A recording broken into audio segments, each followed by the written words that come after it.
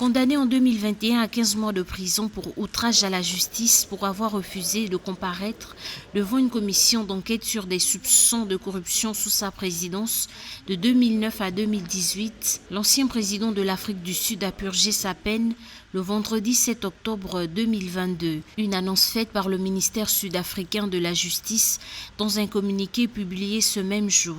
La justice sud-africaine a marqué un grand coup en ne se disant pas qu'il s'agit d'un ancien président dont le parti est encore au pouvoir, toujours au pouvoir, contrairement à certains pays, beaucoup de pays africains francophones qui auraient pu avoir une justice biaisée quant à l'envergure de telles personnalités.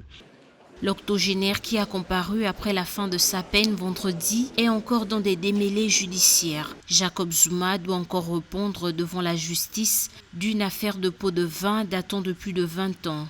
Ceci dit, la réponse de Zuma n'a pas été à hauteur parce que s'il compare sa sortie de prison pour outrage à la justice au jour de sa sortie de Robben Island pour son militantisme et parce qu'il voulait la libération de son pays, c'est qu'il n'a pas compris les enjeux.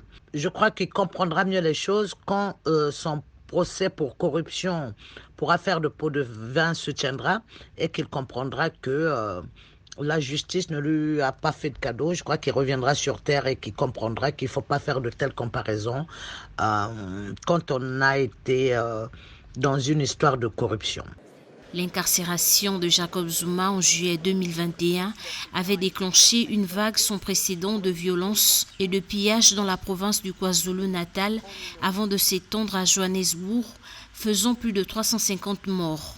2 mois après, il sera libéré pour raison médicale et placé sous contrôle judiciaire. En décembre 2021, un tribunal avait contesté sa libération pour raison médicale, lui ordonnant de retourner en prison.